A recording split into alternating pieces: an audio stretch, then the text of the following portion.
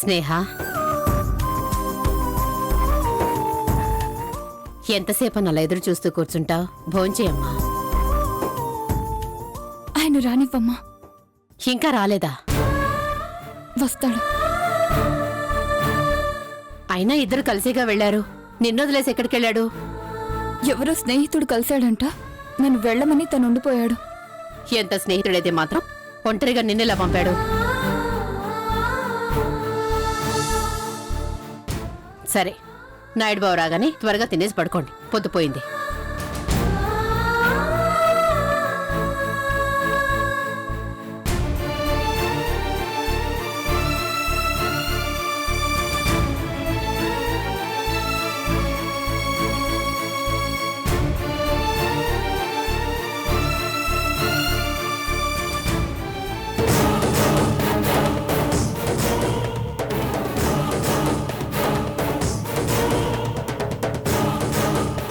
అమ్మా, చాలా టయర్డ్ గా ఉంది.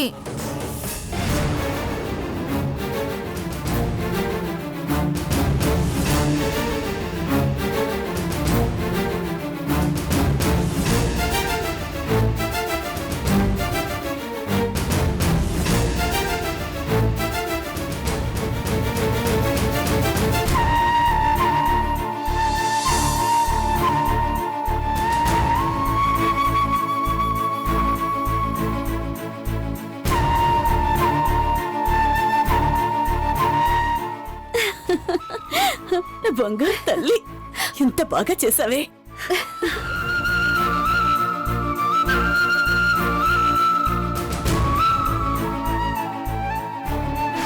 అడుగు అడుగు.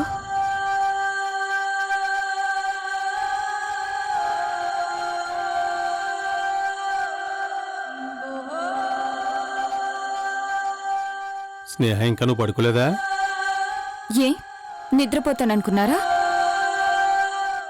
అంటే బాగా ఆలస్యమైంది కదా అని. ఎంత ఆలస్యమైనా నీకోసం ఎదురు చూడ్డం నా బాధ్యత.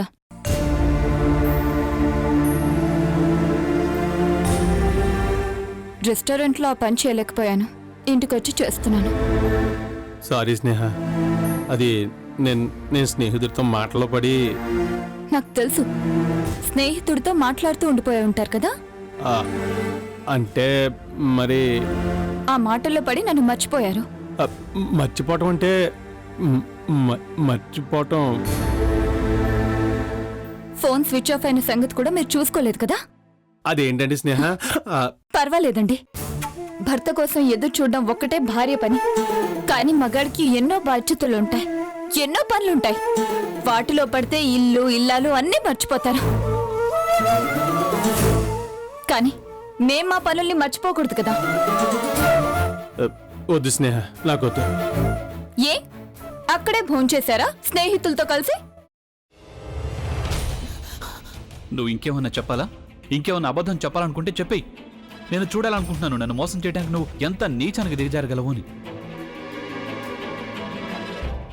ఎందుకు ఆలియా, ఎందుకు నువ్వు ఇలా చేసావు?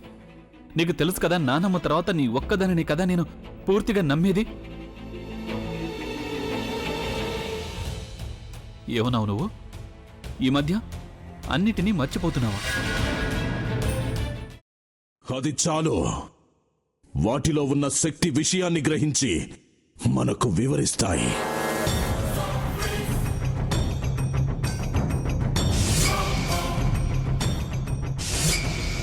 ఎవరు ఆ దండ విప్పొద్దు, గది తలుపులు తెరవద్దు.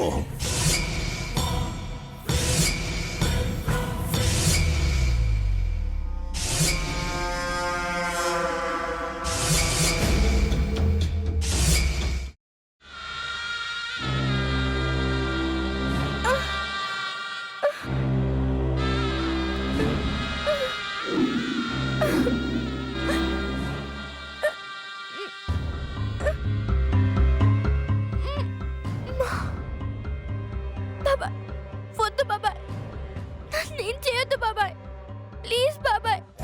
నీకు నిజం తెలిసినప్పుడే నా ఆలోచనలో నువ్వు చచ్చిపోయావు. అబ్బా ప్లీజ్ కొంచెం తినండి ప్లీజ్. భీమారావు గారు మీరా? ఇగో మీరా కాదు సక్కుబాయ్. అవును, మీ పనామే లేచిపోయిందని చెప్పి కంప్లైంట్ ఇచ్చినావు కదా. రేయ్, ఆయన కంప్లైంట్ ఇచ్చింది లేచిపోయిందని కాదు, కనిపించడం లేదు అని. అచ్చా, అట్లానా? సరే మేడం. ఇడియట్. ఆ వంట మనిషి పేరేంటన్నారు? రత్తాలు మేడం. ఏం పెద్ద మంచి, నీ వంట మంచిని కూడా మేడం అని పిలుస్తావా? రేయ్ హాఫ్ బ్రెయిన్,